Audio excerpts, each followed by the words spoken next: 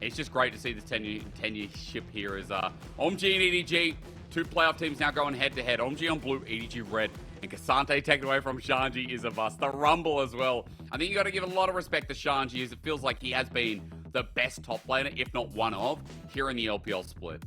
Yeah, I think, you know, if for whatever reason you're not thinking about Bin, it has to be Shanghai, right? Like, it's just those two right at the top. And obviously, you've got 369 when he's rolling nines as well. Those are kind of the trifecta of the strongest tops in my mind. And even beyond those three, right, there are plenty of talented top laners, Ala amongst that list as well. So I don't think, much like the first series or the second series of the day, that we're going to get these, you know, big hypercarry matchups in the top side per se, but we will certainly see a lot of priority around counterpick, I imagine, here as Shanghai with that flexible champion pool. I feel like EDG will want to keep him down, but with the Blanc and Xayah joining the ban list, Nico up and available, OMG pass over it in favor of this Kai'Sa. So a lot of priority there for the Kai'Sa pick, and we'll see exactly how Abel gets on, because Uzi, no stranger at all to locking in direct counterpicks. We saw him a couple of weeks ago pick up his Vayne into this lane because the rest of the composition made sense. So OMG now also need to kind of have in the back of their mind, hey, we have to have some point and click CC available, otherwise Uzi will pull out the speciality pick. There's the Nico as anticipated, and you imagine probably the Vi will come out here for Jie, if not the Rakan, just because it's up and available. The Rel as well, also very high priority here, but I feel like could pass over this, right? The Alistar's also up, and you could definitely take that side of the matchup, but EDG, no. Want this Rel. And of course, technically, works as that flex pick too. Can go in the jungle, can go in the support role, as we traditionally technically see. Yeah, I mean, just Kanavi's pulled it out, but yeah, we know most likely going to be in support, especially with Mako's playstyle, but I like that you flexed it around, and I like ultimately that OMG took away this Kai'Sa when some of his best games of split have been on that set pick. So despite the fact that this guy can flex 80 carries, we know that OMG are taking away one of his best with the Big God Alistar into the mix as well. As you were flaring about before, Jamada, that Vi's still on the table, and it is something for Arky that he can just pinch and make sure that Jie doesn't have. It feels like it's sticking out like a sore thumb. You're kind of surprised that EDG weren't happy to take like either side of the Rel and the Alistar matchup, but perhaps what the idea is here from EDG is you go Uzi's AD carry now, Aphelios, you've got, I suppose, I mean, what else, really? In my mind, I feel like I'm so tied to EDG having Aphelios that it should end up being that, but maybe they look at something super aggressive or defensive into what is a whole bunch of dives, something that can deal with Peel. For now, though, it seems like not super interested in holding on to this Rel flex. They're going to go towards Nocturne. So looking at dive, and, you know, I like this. We saw a bit of a glimpse of this, of course, from IG, where turn off the lights, and then the Nico comes in. It's starting to kind of become a bit of a popular combo that I'm seeing a lot more throughout the LPL teams. As second ban phase, I imagine, as EDG, you're probably looking here at mid laners that pair up very well. I wouldn't be too surprised if we see Cream have actually a melee support, something a melee mid laner locked away. If not, just because it's Cream, then I would anticipate something like the Syndra, as that is one of the few mid laners that has a pretty decent one-to-one matchup with Nico. As you make the her, it's because that tax has to be paid. The Vayne is banned away from Uzi. It's just hilarious. No one else would get that Vayne banned against them, but again, iconic champion taken away from the said man. Now, let's see if it's a double AD carry ban in the end, because already we do have two ADs off the board by OMG. As the Akali, you mentioned that melee for Cream that could be paired quite nicely. That option now no longer available. As we start pinching this mid lane pool, I mean, look, 3 from mid, 2 from top. EDG giving all the respect over to Cream and Shanghai. Yeah, plus the cannon. So one target ban towards Uzi's champion pool, plus the cannon, so they're not dealing with the Venn diagram of death in darkness. I can respect that from OMG. EDG, let's see where they go. AD carry. Again, hyper carry in Aphelios, Jinx also up if they really want to go down that kind of route, but I feel like something aggressive here to kind of pair up with what is, you know, effectively a very dive-heavy composition from EDG would make sense. And the Tristana, it slipped my mind, because typically it's picked up so early on or just removed away. As now OMG eyeing up potential Poppy. Wouldn't be too bad into a lot of the options for diving in that EDG have, and just generally as a frontliner, very, very strong. And that Keeper's Verdict is such a strong tool against things like the Nico. If you see her charging it up in vision, or just generally you try and remove the gravity well of Mako out of the equation, very, very strong tool to have. And now again, Cream looking for those lane matchups. Very spicy hover, but I would say again something along the lines of Syndra or maybe even an Azir, I imagine is what's probably coming out from OMG. If they do land on this Yone, it's very dive heavy in response, and a 2v2 at level 6 is very potent from OMG, and they're gonna go towards it. I can respect it. I imagine the early laning phase has to suck, but once you get out of those first, you know, sort of 5, 6, 7 levels, and you get a couple of items for attack speed, the wave clear in response can definitely be something serviceable. As now Ala looking for a counter into this Poppy, very difficult champion to try and match up to in lane sometimes. Well, look, it still would be fun to see Arla on it in the top side. Already keen for this one to start up. As you mentioned, dive. On the other side, EDG, it's not like their diving is limited either, Jamada. Both these teams want to go in quite fast and end the fight. Yeah, quite fast. First punch going to be huge here. I also feel like both these teams, funnily enough, don't really want to play front to back like ever. They want to find angles and they want to pick off high value targets. So I feel like we could end up with a very weird and intricate dance between both of these sides here where, you know, if you're first to the river and you're in the objective first, it might not even matter. Like, these teams shouldn't really be looking for a front to back setup. They should be looking for, you know, JJ to potentially turn off the lights and then have Fofo find the angle for it, or, you know, Vi come out of a very weird patch of fog for then Cream to follow up with a massive Ulma and then everyone press their R keys and go in. This is definitely, on both sides, a situation where I think we're just in for a bloodbath. Nothing more, nothing less. I don't think there's going to be analysis to this one. I don't think there's going to be slow or a chess match where these guys are trading off objectives against one another. These guys should just be scrapping. I think that's the win con here. They're just trying to slap each other with their wallets. Hopefully, that's what we want. We want out of OMG and EDG. We know OMG are so good at slapping people across the face. EDG, they have been interesting to say the least at the start of the split. It felt like growing pains to some degree. But then once they've come online, they've come real hard. And EDG now on a 2-win streak, 8-6 for a reason. It's FPX, it's LGD, yeah. TT did beat them, yeah. But look, ultimately, you're still impressed with some of the recent performances. This team is bringing it all together. And against OMG, we'll see if they can get that final hurdle for a top 6 position. Not guaranteed, but likely to be theirs.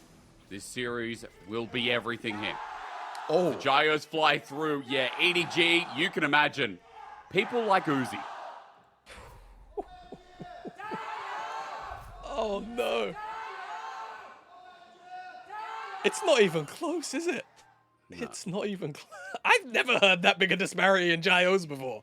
That is crazy. Like, normally, right? And actually, speaking from experience, I've technically worked the Chinese crowd during MSI. Like, oh yeah, like the crowds, they don't care. They gyro just for the sake of it, right? But that was absurd. The fans are here for EDG, and you have to imagine for Uzi, OMG, despite being in the Shanghai arena, it feels like they're in an away game, doesn't it?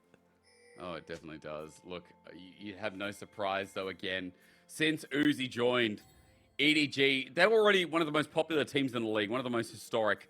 As they invade to start off this game number 1, it's going to be on a ward, and Uzi's isolated. Uzi with PP God enabled. This could be dangerous. OMG are collapsing. This sandwich huge as PP God with the flash pulverize. Exhaust onto JJ. Uzi started W. The range is there, trying to hit away on Abel. He's separated. Uzi gets first blood, and that means a reset with the rocket jump out. Mako sacrificing his own life. And a 1-for-1 is exactly what you want to see kick off this game. How in God's green earth is that just a 1-for-1, considering how that kicked off? I mean, look, blood for the blood god. I did say this is probably going to be a bit of a boxing match in this game number 1. And yeah, caught out on the invade there. Uzi starts up on that W, gets himself first blood. Isn't able to spend the gold just yet, but shouldn't really matter. And he's on this wave by himself, so he's going to have a little bit of solo XP to his name as well. Separated off and kind of pushed away. PP God looks for this triple knock-up, but only finds 2. Mako's not involved. When the crash down comes in, it's pretty big. It only finds 2. And at this point, then it's just a bit of Armageddon. Like, Abel's chasing down Fofo. Uzi flashes over the wall with the heal to then save Fofo. And then even though the knock-up is pretty good here from the side of Cream, not able to save Abel. And Mako then ends up getting in the mix and giving away his life as well. So at the end of the day, the kills kind of fall into pretty important members in this game, right? For OMG, actually having Cream have this extra kill could be huge in terms of hitting a couple of those earlier iron break points, but also for Uzi, picking up that first kill, if he can get back to base relatively soon, could be huge for the laning phase. Tristan, one of those old, like, classic lane counters to Kai'Sa. from back in the day. Excited to see how it gets on in lane 1-to-1. Especially without summoners available to all of the crowd down at that bottom side. All 8 summoners were used in the last engage. As you mentioned, Cream was able to go back and get a dagger, but Uzi unable to return just yet. With a hard push, we'll see what happens with that reset and what timing he can find. As Jeje, not sure if he was spotted out here and crossing over to the top side, but Aki, they believe he was, as he'll be crossing, trying to optimize that bottom lane. Pings are coming in as EDG are hard pushed. EDG hard pushed, like you said, no flash either member. Mako, I think, is likely gonna be the target here. I feel like Uzi should be a little bit too hard to get. Hex flash into the bush, Q, kill Mako. Oh, danger. Easy setup. Yeah, okay, Mako just like that gonna die, and trying to buy some time at the very least. Uzi will have time with the wave as Mako is playing the dirty, but Abel will be able to pick up this kill. So 1 apiece here in our AD matchup, and a great timed gank from Aki means that those summoners are indeed missed. Yeah, exactly. All from that level 1. OMG want to keep the tempo high in this game. And I mean, I feel like both teams do, but maybe as OMG, like, you've got such a geared to dive composition, right? Theoretically, as EDG, it's actually not that bad to allow OMG to just kind of dive into you, right? There's Pot Blossom, there's, of course, the Gravity Well. I always feel like Rel has traditionally been a much better counter-engage option as opposed to a follow-up. So we'll see how that gets on as there's a well-timed gank in the bottom side. GG. Looking for it on the top side. Yeah, exactly. What a shame. A little bit too hard. Well, I mean, just backs on the ward as well. Yeah, no big deal. Off he pops. No, because he knows. He knows JJ's not here anymore. Doesn't have to care. Trying to wonder if Ale is in as well. I mean, teleport not available for Shanghai. He burnt it after the level 1. Ala has his own, but we'll actually burn it now instead of walking it out towards the top side. But I will say, focusing here on the lanes quite heavily because after those early leads, want to see who scales ahead. Jamada, Cream is doing quite fine in this lane that we talked about. Being a little bit painful until we get to that 6 point, but he's kept up in CS. Fofo doesn't have TB, he has to walk to lane as he's now just backed away, so Cream will be able to deny some of the wave. I feel like for OMG, this early game is going as well as you could hope. Yeah, I mean, I can't remember the last time I saw a melee matchup into Nico go even in CS. You know, like, it's pretty absurd that Cream is able to keep up by the expectations I've seen set by plenty of matchups in the past, though I will say those have been like champions like Akali and Kiana that really can struggle into this poke, whereas on the Yone, a couple more defensive options, right? The mobility of that third Q, the W as well, to kind of shield away some of that damage probably does help curb some of the poke Nico can have up and available into you as a melee champion, as JJ is on this dragon, and he does have lane set up from this mid lane. And this should be a pretty easy pickup, because I feel like OMG, the only way they get in is a straight up flip, and Aki does not seem interested in that whatsoever. Not at all. Cream even with ulti. What are you going to do at this point with just boots available as first dragon goes over to EDG. And I want to mention that Uzi in this early game was able to pick up Noonquiver from the gold back, but remember that Abel got some as well from the kill. And because of that, was able to pick up the Kache's Shard as well as the Noonquiver on top of it. Azaki just spotted out by JJ. Over the wall he goes. After watching IG and Weibo, their explosive early games, especially on IG's side, this feels like we've just gone to Betty bye-byes. Like, this completely different feel. Even though we've already had 3 kills, I think it's slow. Like, how is that possible? We're actually Atlas and you know, Chronicler. Who are you? Welcome to the podcast. Okay. This is what's going on here now. Yeah, I will say, obviously, pretty big juxtaposition between our second series of the night and the opening here. Well-timed rocket jump from Uzi. I'm kind of curious about how this Herald prioritization is going to go from both sides. Jet with Paranoia is always going to have really easy target access. I feel like it's more about how Fofo is able to actually find a big angle if there is a rotation up from OMG here. Or maybe they just kill Creep and that's maybe. The rotation. Pop Blossom. Oh, Fate Sealed buffers it though. He's out. Yeah. Nicely done from Cream. Yeah, ultimate for ultimate. Feel like as Nico, you need that ultimate skirmish here at that Herald, whereas as Yone, you always have, you know, those knockups coming through from the Q3. This could just be an outright EDG win Just the fact that they trade out those ultimates. I mean, or rather, OMG win if they decide to contest it, rather. EDG are the ones that are on the objective first. It's first move as well from Abel and PP God. Just the issue is, Mako's ahead of both of them. Just depends who influences the top side more. As ulti's used, Shanghai finds it. There's Paranoia layered on top. As you said, that Yone's into it, but they all collapse down, and Mako's here. The rel difference huge as Cream forces out a flash from Jeje. Rather Fofo out the backside, but to no avail. He's shoved against the wall, and Shanghai finds his mark. It's a trade here, and might even be more as Mako now in trouble. The Needlework trying to save the support, and it might do some damage, but Cream still finds it. Arla can't get the trade off, and OMG with the bigger punch. And guess what? EDG might have got the Herald, but now you have a 2-0 Yone. Yeah, 2-0 now. 2 kills on top of this Yone. Extra 1 from this Herald. It's a bit of an awkward exchange, though, because you could really tell, if we will get a replay, I'm sure we will. Cream was trying to execute the Herald, but Arky's just dying in the mix. EDG. Look. So Cream goes in. He's on top of the Herald. There's also this skirmish here. Keeper's Verdict does connect and send the Gwen quite far back. But look at Yone. He's trying to hit the eye. It keeps on turning. And then Arky gets one-shot by all the CZ.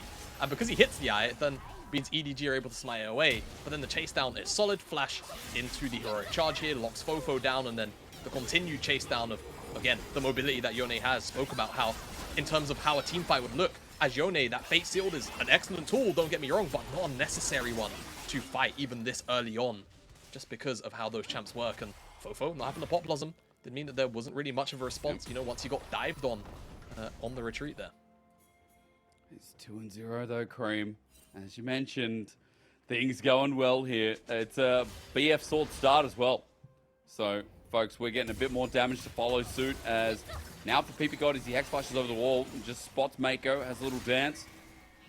And OMG start converging in. Jeje doing the same here on his Nocturne. And Paranoia is still down. Cream gets over the wall, but Fofo starts roaming around with Mako, who has decided to let Uzi be on his own for this game, as Mako has just decided to stay group. Uzi is a solo lane. I mean, he's... I was about to say, you know, he's... I mean, honestly, both AD carries level 7. Uzi's just really close to level 8, right, of all the solo XP. So, it's huge. Mako will, at the very least, want to hit 6 kind of soon, right? Perhaps for this next dragon. As he approaches the wave once again to just do exactly that. Things over. But I think taking a quick zoom out, I do feel like as EDG, you're probably a little bit happier to fight as long as you don't get that Pop Blossom blown super early on. Or get engaged on by PP God, looking very aggressively. Collapses here from Jeje. Does. I mean, yeah, the Paranoia going to be used in, and look, they just jump on Abel. Doesn't get a chance to play as Fofo teleported in as well. These are 2 quick kills for EDG, and that Nocturne always there to counter punch. Yeah, Nocturne. It's just so easy to set up that kind of player. Arky, I was about to say Arky needs to kind of be a little bit more aware, I suppose, of some of the states of his lanes. Was hovering around the mid lane looking for a play on Fofo, just couldn't find it in the end. As now Herald down in the bottom side. Isn't that banned? Banned? Okay, all right. Well, Fofo is going to be questioned after that as Mako dies. Cream then goes back to the original, and guess who's waiting for him?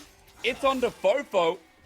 And another kill over to Yone. I think we need to question if Fofo is allowed to keep playing. Because, yes, that is indeed a banned move. That is... Did no one catch it? Like, referees included? They're just... I mean, it's like, we forget it. Yeah, you know, look, he didn't really gain any kind of advantage anyway, so who cares, I guess. Anyway, replay. It's just bad. So, 07, goodbye, Fofo. See you later, brother. There's no way that goes unlooked at as, yeah, engage, really solid. Lockdown comes in, and Abel cannot move. Uses some spells, can't use the ultimate either out, so very, very rough time. And again, how do you actually do it? How do you helicopter? I know how to do the emote, the fake back, but what is the helicopter? Is it just I think it's the same emote? way you do the emote. That's what I guess. I'm actually not entirely sure, but I'm pretty sure that the mimic clones exactly what you do. Or rather, the clone mimics exactly what you do. Probably the other, said the other way around. We'll see. We'll see whether or not there's why any would action that be a thing, Jamada? Why the bloody hell would the developer... Why would we have Nico, who it extends the timer of the clone as well, by the way, if you base or emote. Why is that a thing? Why do we think, why? All I can say is there's an emote in Twitch chat called Riot for a reason. And it's for moments like that. That's my official answer. Nothing more, nothing less. It is weird. Do you know what though? The best part about the emote is it's that noise. It's the I don't know if it does it on the English side. I don't know if that sound like strip is exactly the same, but in the Chinese client it sounds really goofy. Yeah. Well, I mean, English side gets Chinese client anyway. But it's just, we just get the English announcer, as you do on a Chinese feed as well, for some reason. Because I know, playing solo queue in China, I'm pretty sure actually the English announcer as well? No. I don't know, I'm going to leave that out. I played a little bit of solo queue when I last went for Spring Finals, but oh yeah, I can't remember enough. As time to stop talking about that, because Second Herald is coming up. And that is a Gale Force, Yone already. He's helicoptering again. Is Fofo just like, guys? I looked away for half a second. Did he do it again? He did it again. He did it again. What a chat. This guy's like, you know what? If you don't want me doing it, don't put it in the game. I kind of agree. Yeah. You tell him, Fofo. You let him know. He's just like so far in the deep end already. He just doesn't care. He's just gonna keep doing it. No, but I like. Maybe it was unbanned. I don't know. Can you guys do the Herald inside of the pit? At least they didn't. Oh, I did though. It's enough it to did a bring full OMG reset. closer. Yeah, OMG can actually contest this now. Oh, give it a break. Surely not. Oh, bit of British to get us into this. There's Fofo just dead. And JJ flashes over, and with that small reset, it is a massacre. Mako chased out, but the Herald goes to OMG. And a quick kill. That's heartbreaking. It's just a disappointing moment from EDG. I mean, the leash range is there as well. I'm pretty sure you can see it in game. We definitely get that purview as like the spectator. But either way, OMG now, the Herald, they're just going to break mid lane tier 1. And again, fashion of safety. Place where you can now catch the waves up high, rotate earlier than EDG, keep them really pinned into their side of the map. As Cream's even going to get this tier 1 up here as well. So massive influx of gold going in to OMG right here. Not only from the cheeky kill, but also the Herald. And those two towers, minions will do the job. Cream was a little bit uncertain about whether or not he would get that localized gold, as, yeah, they can see the patience bar. It's not like they don't know it's going to reset. Like, oh god, it's on a ward as well. Yeah, I think they were trying to do it out of the pit, maybe. But like, even then, if you're OMG, you're just looking in the pit. Oh no, the Herald's not in the pit. Let's go take a look, guys. As yeah, re-engage comes in. Great Q flash here onto Fofo. He can't respond. Ultimate as well. Practically perfect CC. Not able to basically do anything. And teleport comes in just to confirm JJ's flash out of the pit as well. Really clean from OMG. No response from EDG after that Herald resets. OMG up 2,000 gold. EDG with a, I wouldn't say quiet early game here, Shimada, but since that skirmish, it's been really rough to see how they can pull the trigger. I mean, we've seen everyone pick up their item now. Second one almost for Uzi. We know they have damage, but OMG just aren't giving them the position where they get these perfect CC chain off, this perfect fight. Maybe in front of this next dragon. That's where we see OMG step up, and the Nico, the Nocturne, all the tools we know EDG have come alight again. Yeah, exactly. And again, they can afford to be engaged on by OMG. They can also look for the engages as well. Fofo, flash, ultimate available, looking for an angle on the side. But Shanji, Arki, off on those sides as well. Again, multiple flanks. Angle. Oh, Shanji decides to send someone sideward. It's Ale in the end, but Fofo, as he flies in, finally gets that pop blossom down, but the fate is sealed. Cream runs on in, and OMG have the angles, have the damage, and now they're playing it front to back. Abel jumps on in against his predecessor, and the rest is history. Behind him on RNG, Abel cleans house in Uzi's face, and EDG are now starting to get wiped in this early game of Game 1.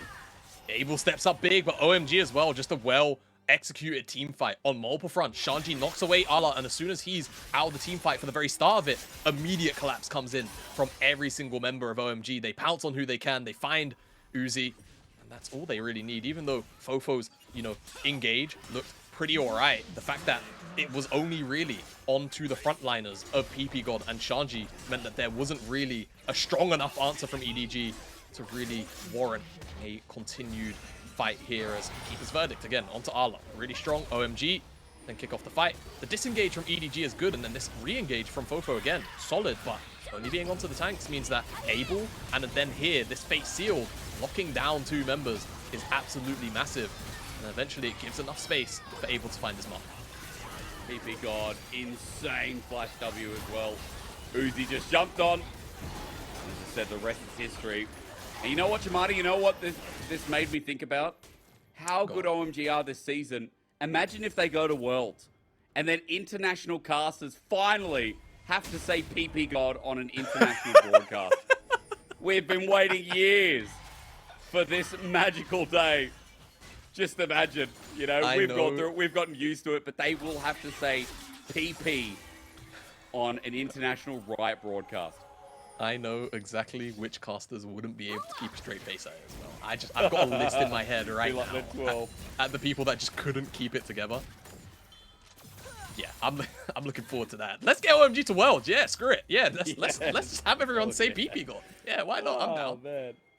Now, for anyone who needs context, because they're also a 12-year-old boy or girl like me, PP stands for Peng Peng Shun. Now, Peng Peng is PP God's name, last name I believe, and Shun in Chinese means God, right? So Peng Peng, so he's calling himself a god, just so that the context here is there, and so that people understand that he's not also 12 years old. That the name does have merit behind it. All right.